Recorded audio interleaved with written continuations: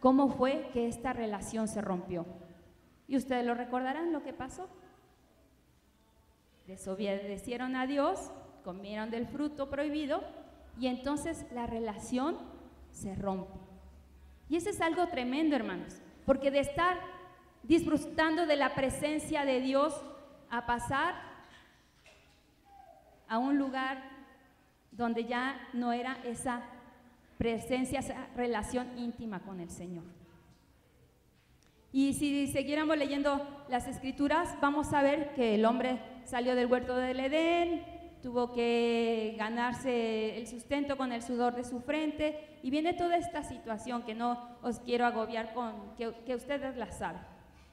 Pero la verdad es que Dios, a pesar de que nosotros fallamos porque desobedecimos, y todos nacemos entonces a partir de ese momento con una tendencia a hacer lo malo, con lo que es la concupiscencia, con esa naturaleza a hacer lo malo, a desobedecer. A pesar de todo eso, Dios sigue amando al hombre. Ahora, esto es increíble, hermanos, o sea, cómo a pesar de siendo como somos, Dios nos ama. A veces nuestra mente finita no alcanza a entender el infinito amor de Dios, pero déjame decirte, Dios te ama y quiere tener una relación íntima contigo, una relación profunda, una relación de amor.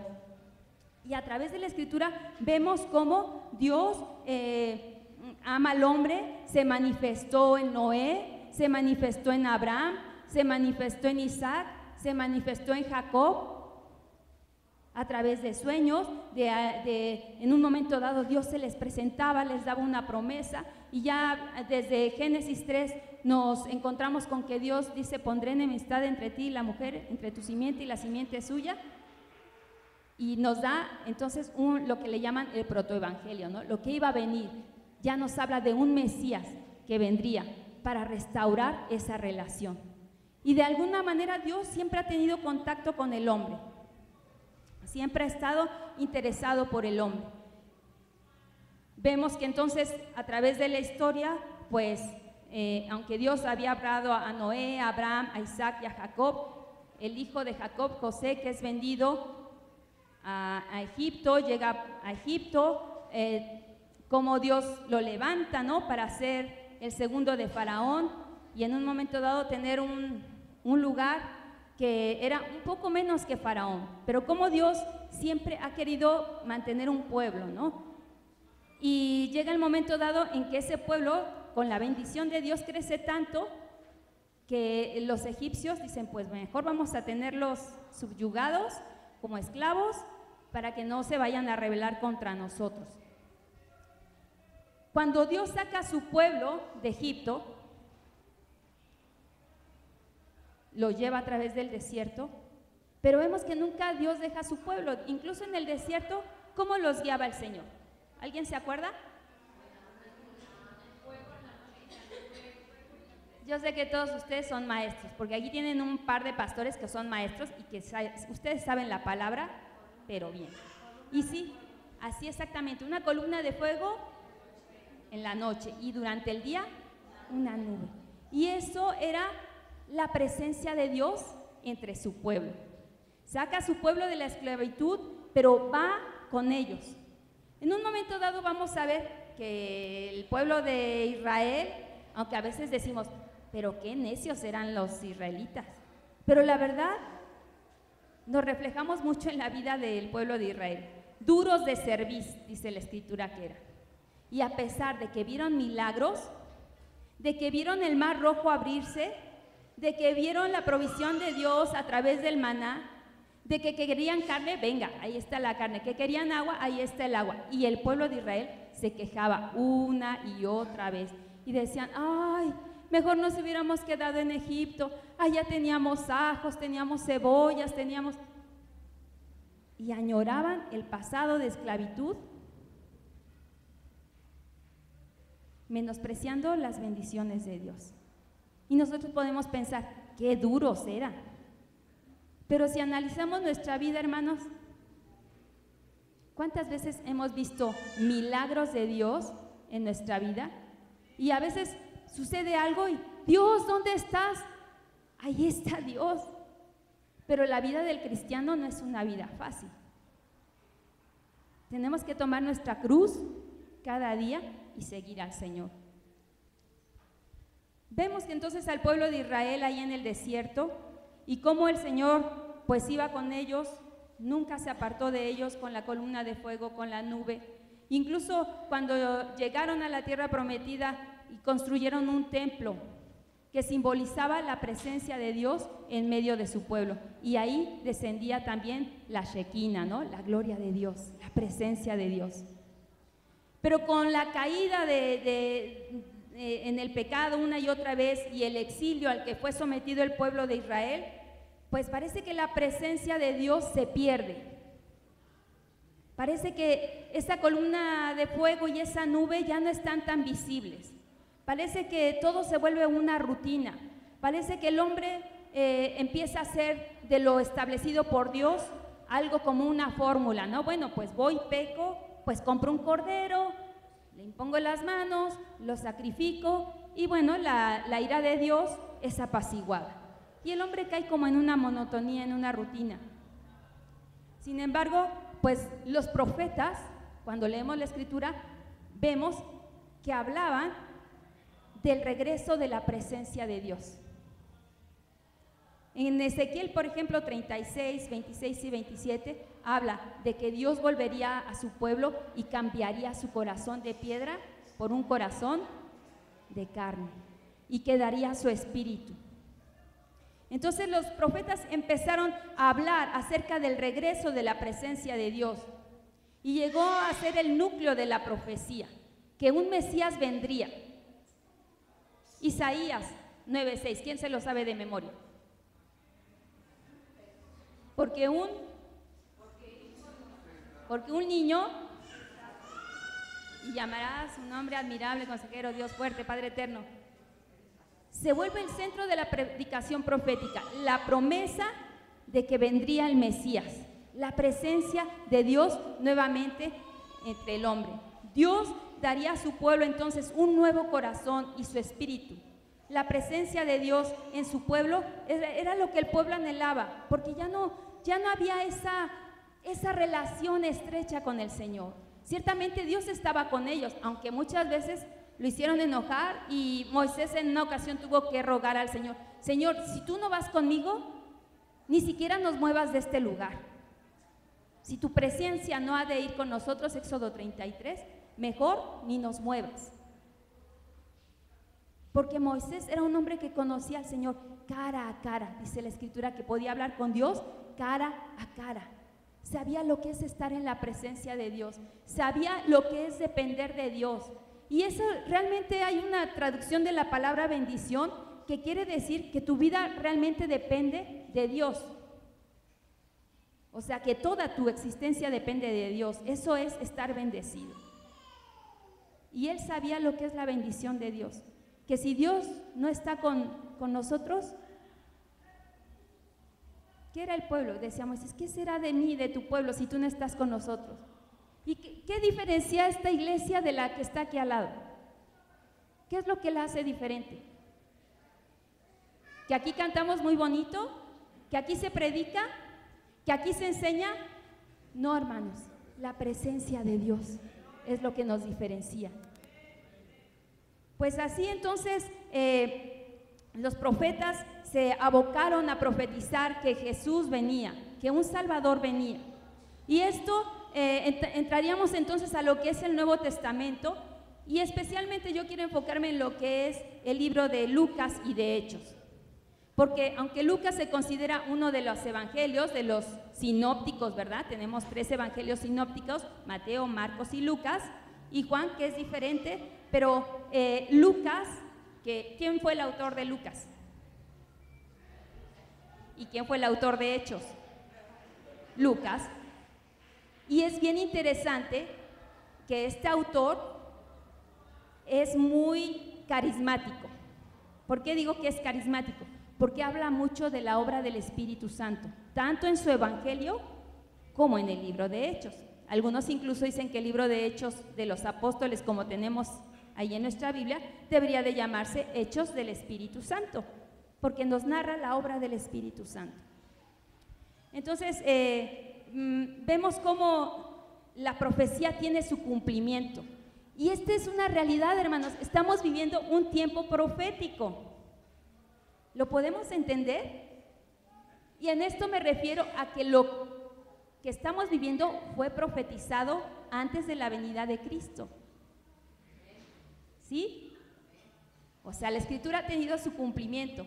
Y así como ha tenido ese cumplimiento en que Jesús vino, nació de una virgen, comenzó su ministerio como a los 30 años, sanó enfermos, dio vista a los ciegos, a los cojos los hizo andar, pero la obra más preciosa que Jesús hizo fue dar su vida en la cruz del Calvario. Fue morir por cada uno de nosotros en la cruz del Calvario. ¿Por qué? Porque nosotros merecíamos un castigo por nuestro pecado. Merecíamos el infierno, aunque suene fuerte, ya es una palabra que ya a mucha gente no le gusta usar, el infierno. Pero eso es lo que merecíamos, el infierno por nuestro pecado. Sin embargo, de tal manera amó Dios al mundo y amó a cada uno de nosotros que dio a su Hijo unigénito para en la cruz del Calvario llevar nuestras cargas, el castigo que merecíamos. El que no cometió pecado por nosotros se hizo pecado. Murió en la cruz del Calvario. ¿Para qué? Para que ahora nosotros podamos tener vida y vida en abundancia. Y hermanos, tenemos que tener cuidado porque hoy día se está predicando un evangelio a medias. Y tengamos cuidado cuando prediquemos el evangelio. O igual estás aquí y ni siquiera te has enterado bien qué es el evangelio. Porque algunos nos dijeron, mira, Dios tiene un plan maravilloso para ti. Pues tú dices, vaya, pues un plan maravilloso, pues yo lo quiero. Pero esa es la mitad del evangelio. La otra mitad es que te tienes que arrepentir de tus pecados y aceptar a Cristo como Señor y Salvador. Porque si tú estás aquí solamente para el plan maravilloso, déjame decirte que eso no te garantiza que tú vayas al cielo. El plan maravilloso viene cuando tú te arrepientes de tus pecados, consciente de que has ofendido el corazón de Dios y que has aceptado a Cristo como Señor y Salvador. Y empiezas a vivir una vida que a Dios le agrade. Viviendo conforme a su plan y a su propósito, viviendo en santidad, porque sin santidad nadie verá al Señor. Pero bueno, estábamos con Lucas.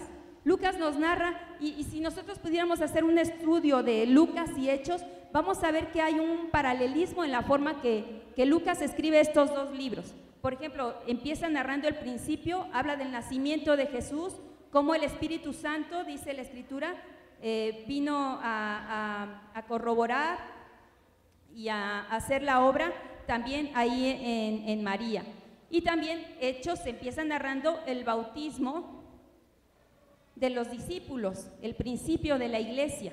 Luego viene un tiempo de proclamación. Jesús empieza a hablar sobre el sermón del monte. Y vemos también que Pedro da un sermón ahí en Hechos. Nos narra cómo él, después del día de Pentecostés, se puso de pie y 3,000 personas se convirtieron. Luego nos habla de un tiempo de milagros, tanto en el Evangelio de Lucas como en Hechos. Luego un tiempo de éxito, un tiempo en que es aclamado Jesús y también los primeros discípulos son aclamados. Después, como hay oposición también de los fariseos hacia Jesús y del Sanedrín hacia los apóstoles. Y luego nos empieza a hablar de los viajes de Jesús, su ministerio ambulante entre Galilea y Judea. Y también Hechos nos empieza a hablar de los viajes misioneros de Pedro y de Pablo. Y luego el arresto y juicio de Jesús.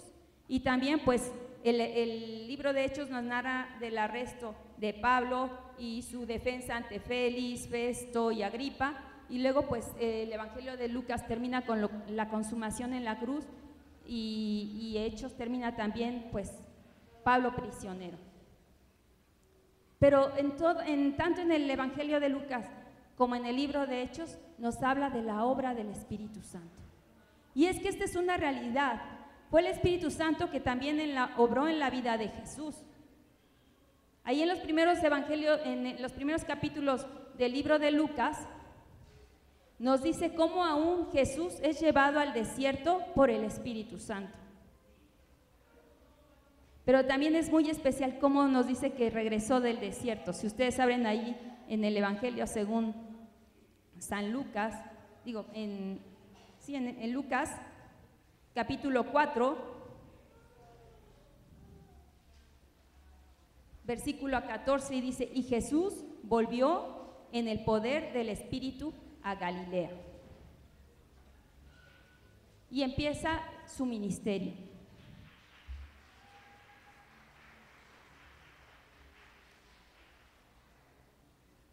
Y entonces vemos que Jesús cumple su ministerio. Y hay un pasaje muy interesante a través de los evangelios que Jesús dice, les conviene que yo me vaya. ¿Por qué?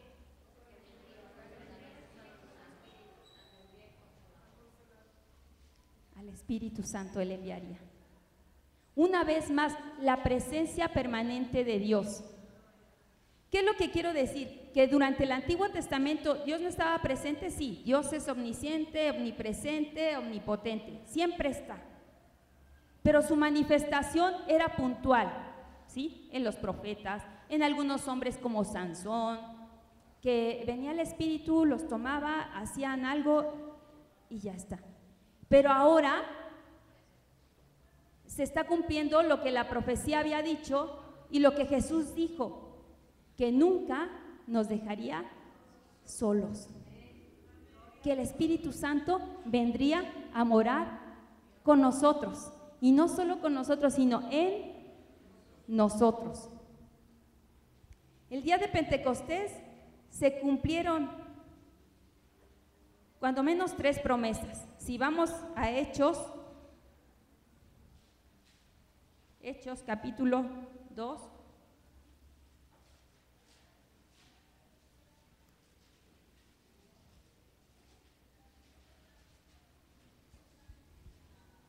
nos habla acerca de la venida del Espíritu Santo. Y una cosa que se cumplió fue Lucas 24:44. Seréis investidos del poder de lo alto. Investidos quiere decir, bueno, mi esposo está allá, pero él ahora mismo, yo les voy a contar qué está haciendo con los niños. Mi esposo se ha puesto un caftán de Marruecos. O sea, una vestimenta color azul que va de aquí al suelo, como un vestido largo. Les llaman los hombres de azul que viven en el desierto. Y él se ha puesto este traje, ¿no? Y esto quiere decir que se ha investido, se ha cubierto. Ahora, él sigue siendo el mismo. Es mi esposo, el guapo de México, que digo yo, el más guapo de México. Eso es lo que quiere hacer el Espíritu y es lo que hizo en la iglesia en sus principios. Los invistió. Es como una vestidura que te pone. Pero también dice que fueron bautizados, inmersos. Y también dice que recibieron poder. Estas 3 promesas era la presencia de Dios en medio de su pueblo. ¿Poder para qué? Poder para cumplir la misión, poder para testificar. Y es que déjenme decirles, si hay algo que nos cuesta trabajo entender, es la obra del Espíritu Santo.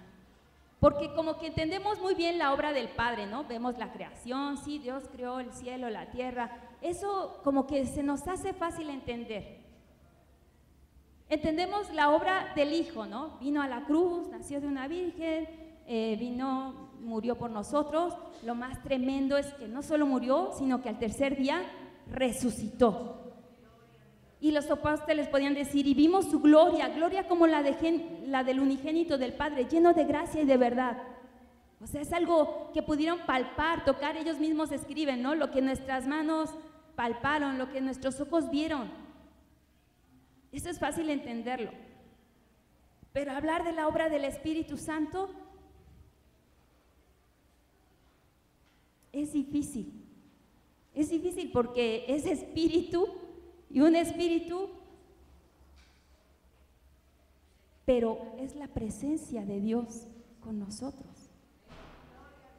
es el poder de Dios con nosotros y en nosotros. Es la presencia permanente de Dios con nosotros. Y eso es lo que nos hace diferentes, hermanos. No que seamos o quiénes somos nosotros, sino quién es Él y lo que está obrando en nuestras vidas. Pentecostés fue más que una experiencia. Pentecostés confirmaba la comisión divina de Dios. ¿Y cuál es la comisión divina? Ir y hacer discípulos a todas las naciones. Entonces, el poder de Dios no es para sentir un escalofrío. Ay, hermana, es que sentí bien bonito, hasta los pelitos se me pararon. Yo sentía la presencia de Dios tan hermosa. Sí, es una experiencia, pero va más allá de una experiencia. Es poder de Dios para cumplir la misión de Dios. Es poder de Dios para tener compasión por los perdidos. Es poder de Dios para hablar al perdido. Confirma la comisión divina, la venida del Espíritu Santo. Nosotros podemos notar cómo cambió, ¿no?, la misma vida de Pedro, de haber negado al Señor, a levantarse y dar un sermón en el que se convierte en 3,000 personas. Ahora dicen que necesitamos 3,000 sermones para que se convierta una persona. ¿Pero por qué? Porque a veces no estamos conscientes de la presencia de Dios en nuestras vidas. No estamos dando el lugar que le corresponde al Señor en nuestras vidas. El Espíritu Santo es el que incita, el que dirige, el que capacita para el avance del Evangelio. No para sentir bonito, no para sentarte en una banca, no para estar aquí cada domingo escuchando, no para seguirte preparando con los grandes maestros que tienen aquí. Es para capacitarte a hacer la obra que Él quiere que hagas. Para eso vino el Espíritu Santo.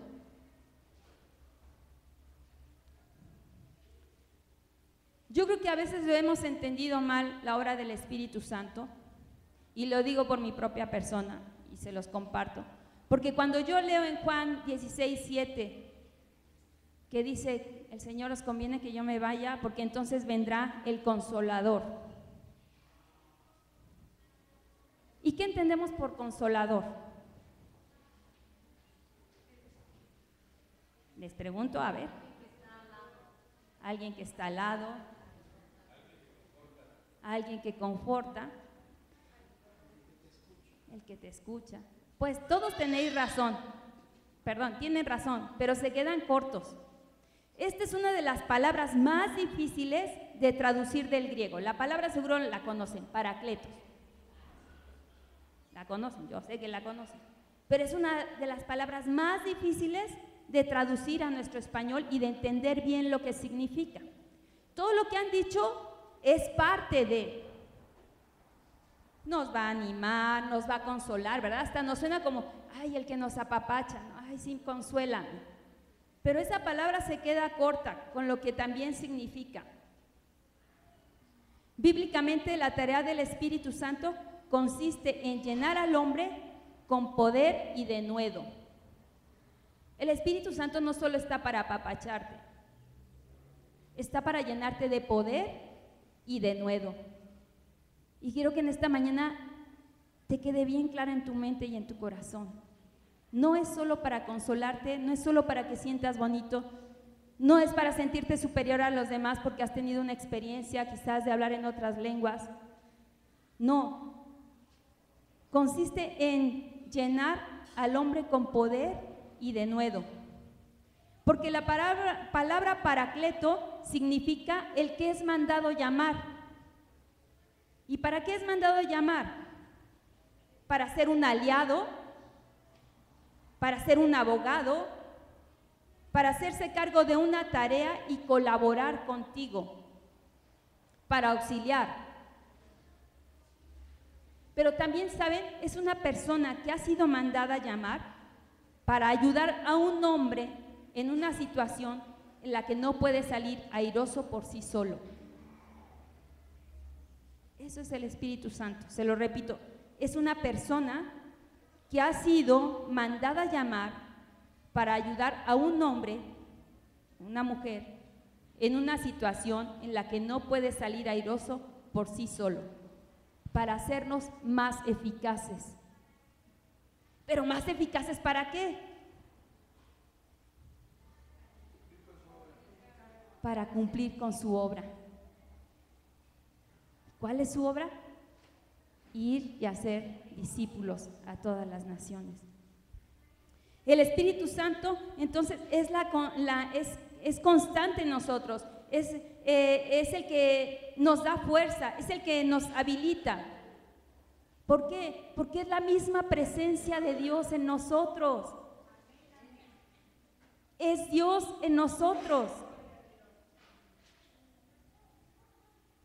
El versículo que dice, y habitó entre nosotros, la palabra habitar se traduce de puso tabernáculo en nosotros. ¿Qué era el tabernáculo? La presencia de Dios en su pueblo. Y el Señor habitó entre nosotros. El Señor está en nosotros. Pero también el Paracletos es un enardecedor. Uno que pone un coraje en el corazón temeroso. Uno que vigoriza el brazo débil para la guerra. Uno que convierte al hombre ordinario en alguien que es capaz de enfrentarse o arriesgarse aún en el peligro. Es el que te da coraje en la batalla. Eso es lo que hace el Espíritu Santo en tu vida. Eso es lo que quiere hacer el Espíritu Santo. Enardecer tu corazón, darte el coraje para salir por los perdidos, darte el coraje para salir de tu lugar de confort y ir a aquellos que están necesitando escuchar el mensaje del Evangelio. Eso es lo que quiere hacer el Señor, es el que quiere vigorizar tu brazo débil. Es uno que te va a animar. Es el que te va a decir, vamos, levántate, tú puedes, porque yo estoy contigo. Es el que te va a decir, abre tu boca y comparte el Evangelio. Da de gracia lo que de gracia has recibido. Es el que te va a dar el coraje en la batalla. No solo está ahí para apapacharte, está ahí para levantarte. Está ahí para que tomes las decisiones que Él quiere que tomes. Y mira, déjame decirte, yo sé que Dios ha estado hablando a algunos de ustedes, diciendo, es el tiempo de que me sirvas, es el tiempo de que renuncies, es el tiempo de que te entregues al 100%.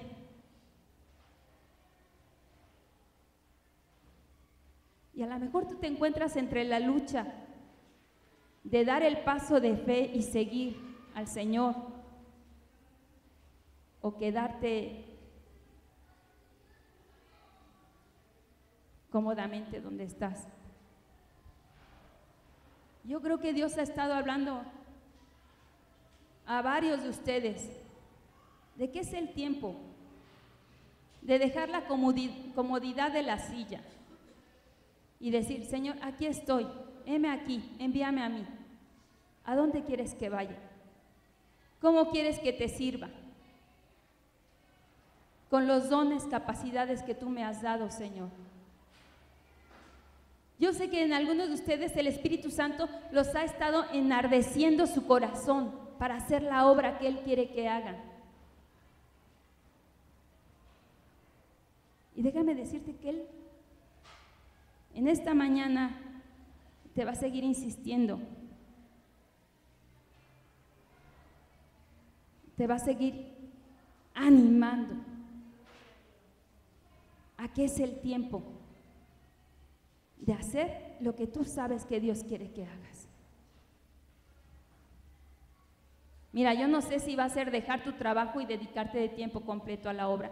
Yo no sé si Él te está diciendo, mira, déjate ya de cosas y pon lo que yo puse en tu corazón que dieras para la obra. Yo no sé si va a ser el tiempo en que digas, mira, tu estudio, tu carrera es para ponerlo a mi servicio. Yo no sé si a veces pensamos que las misiones son para los jóvenes, pero la verdad, hermanos, no, mi esposo y yo estamos llegando en un tiempo en que ya nos estamos quedando. Mi hija, pues, está estudiando, mi hijo dentro de poco se va a ir a preparar para servir al Señor, nos vamos a quedar solos y vamos a poder hacer nuevas cosas. Y ya no estamos tan jóvenes, pero ¿saben qué? Tenemos experiencia que Dios usa para compartir con otros. Y a veces pensamos, los jóvenes que se vayan a misiones, no. A lo mejor tú eres una pareja que ya tus hijos hicieron la vida y tienes experiencia y tienes el poder del Señor para hacer la obra que Dios quiere que hagas. Pero también Dios está llamando jóvenes, Dios está llamando hombres, Dios está llamando mujeres para levantar una nueva obra por donde vives, para servir aquí, decirle, pastor, aquí estoy para servir. Y dejar ya tu lugar de confort, de venir. En verdad que no hemos conocido, en los años que llevamos, el ministerio de sentarte en la silla cada domingo. No hay ese ministerio, ni ese don. No. Dios viene y habita con nosotros para hacer la obra que Él quiere que hagamos. Y yo en esta mañana, si tú crees que Dios está hablando a tu corazón, si tú sientes que es el tiempo de tomar una decisión, yo quisiera invitarte en esta mañana.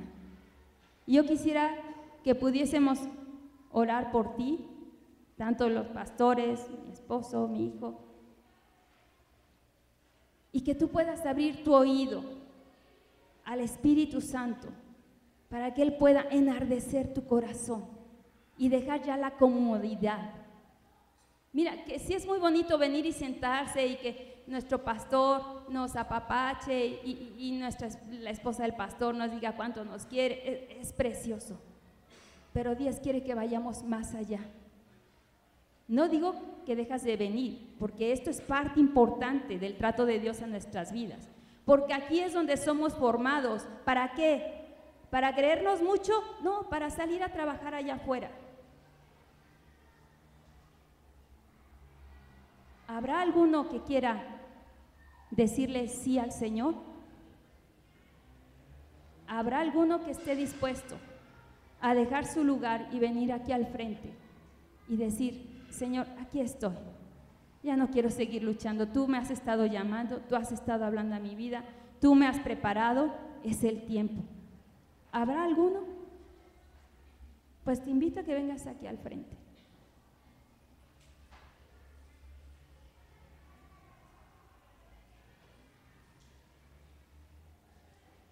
Pastor Hugo,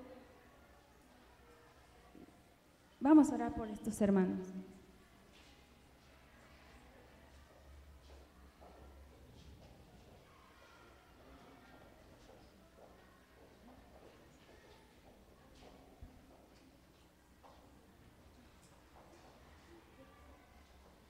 Dice un canto, Cristo está buscando obreros hoy que quieran ir con Él.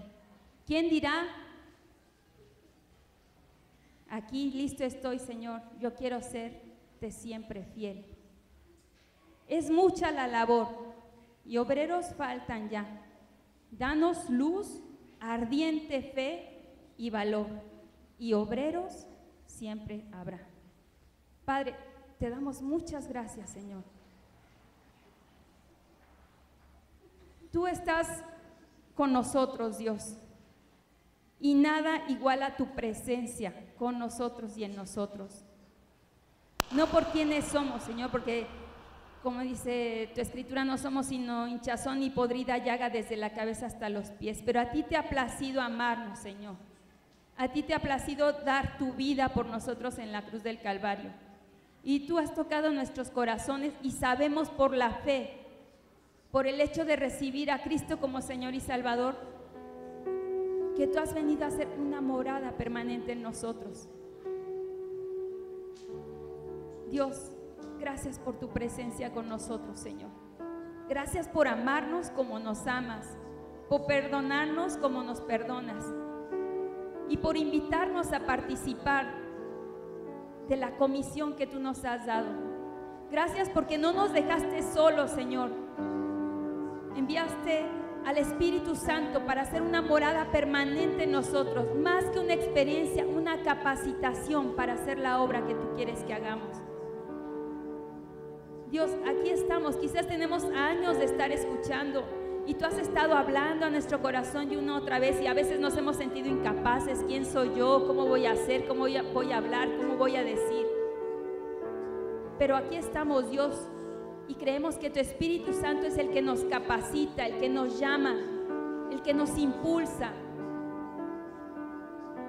el que enardece nuestro corazón para ir por los perdidos, Señor, para dar de gracia lo que de gracia hemos recibido.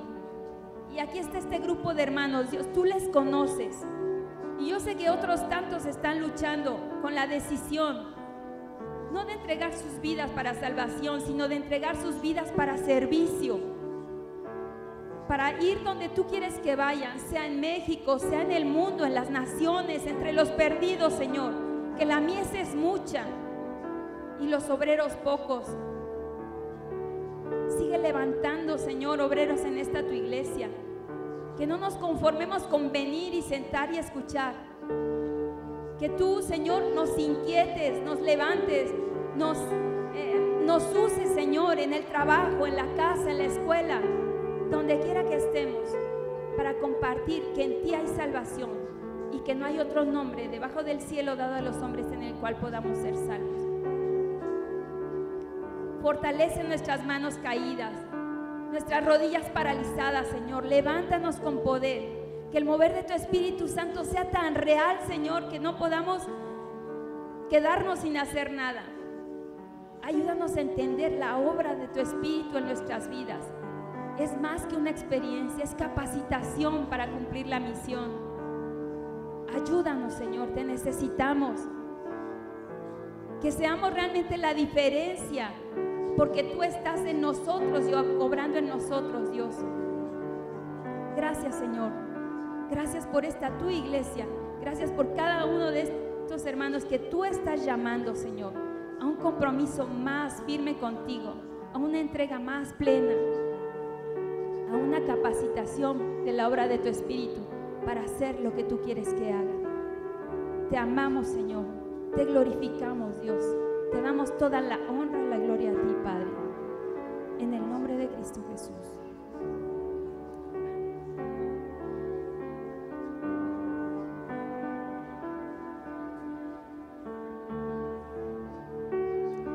Yo traía en esta mañana esta pequeña lamparita, porque creo que a veces los cristianos estamos así. Dios nos ha formado con mucho amor,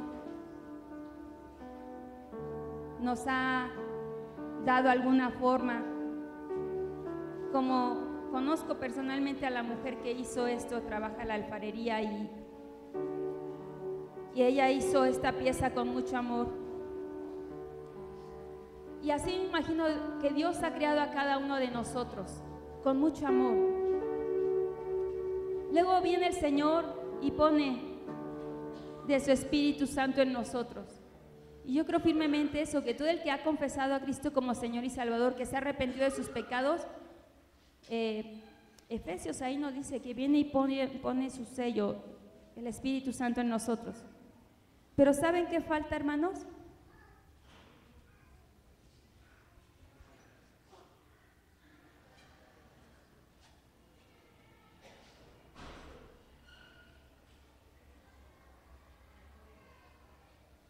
Nos falta aceite, lo tenemos, pero nos falta verdaderamente iluminar, estar prendidos. Y eso se logra buscando del Señor cada día. No puedes conformarte con cada domingo venir y escuchar. Tienes que buscarle en oración. Tienes que leer su palabra. Tienes que estar buscando hacer las cosas que Dios quiere que haga. Y entonces pasarás de hacer una vasija que contiene aceite a hacer una vasija que ilumina a otros. Hermanos, muchas gracias. Que Dios les bendiga.